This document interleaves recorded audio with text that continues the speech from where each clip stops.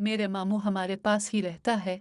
मेरी उम्मी के माँ बाप इस दुनिया से चले गए थे, इसलिए उम्मी ने मामू को अपने पास ही रख लिया था। मेरे मामू की उम्र 23 साल है।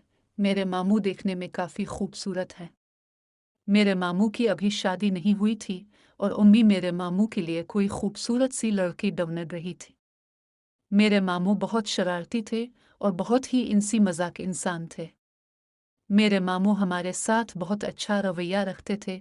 मेरे मामू की अपनी किराना शॉप थी और उन्हें वहाँ से अच्छी आमदन होती थी। इसलिए मेरे मामू काफ़ी अच्छा पैसा कमाते थे और अपनी सारी कमाई उम्मी को ही देते थे। हमारे हालात बहुत अच्छे थे। अब वो कुछ भी नहीं करते थे और वो गिर में फ्री होते थे। मेरे मामू हमारे गिर का खर्चा चलाते थे और हमारे पास जिंदगी की हर आसाइश मौजूद थे। एक दिन मामू के मोबाइल पर मैं एक फ़िल्म देख रही थी, तो मैंने वो फ़िल्म निकालकर मामू के मोबाइल की मेमोरी चेक करने शुरू कर दी। तो मामू ने बहुत ही बुरी फ़िल्में मोबाइल में रखी हुई थी।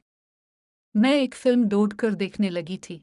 इतने में मामू ऊपर से आ गए थे और वो मुझे मारने लगे थे और कहने लगे थे कि मरियम बेटा, अब ये कौन सी चीज़ें देख रही हो बहुत बेशर्म होती जा रही हो। मुझे भी मामू की बात सुनकर शर्म आई थी और मैंने कहा था कि मामू सॉरी, मुझसे गलती हो गई। बस मैं डवनती डवनती ये चीज़ें निकाल कर बैठ गई थी। मामू भी शर्मिंदा होने लगे थे और कहने लगे थे मुझे ये चीज़ें किसी दोस्त ने सुन की है। मैंने मामू से पूछा था कि आपको इस चीज़ की कमी महसूस होती है, तो मामू कहने लगे थे कि मुझे इस चीज़ की काफ़ी कमी महसूस होती है, क्योंकि मेरी उम्र 23 साल हो चुकी है और अभी तक मेरी शादी नहीं हुई।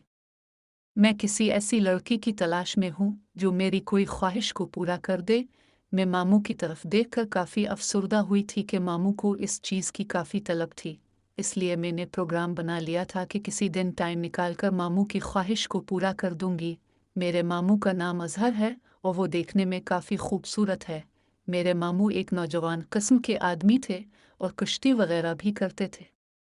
मेरे मामू का पूरे इलाके में नाम था और बहुत से बड़े पहलवान मेरे मामू को जानते थे और मेरे मामू को कुश्ती की दावत भी मिलती थी, इसलिए मैं मामू को काफ़ी पसंद करती थी और मैं मामू की जवानी पर फीदिक थी। इसलिए मैं तो पहले ही इस चीज़ को देखना चाहती थी और मामू के करीब जाना चाहती थी। अब मुझे मामू की कमज़ोरी का पता चल गया था और मेरे लिए ही अच्छा मौका था कि मैं मामू के पास जाकर अपनी ख्वाहिश को पूरा कर लूँ। एक दिन मेरी उम्मी अबू किसी काम से शहर चले गए थे और घर में मैं मामू और मेरा भाई था। गर्मियों के दिन थे। मेरा छोटा भाई टाइम से सो गया था, इसलिए उन्हें मामू के कमरे में चली गई थी, तो मामू भी सो रहे थे।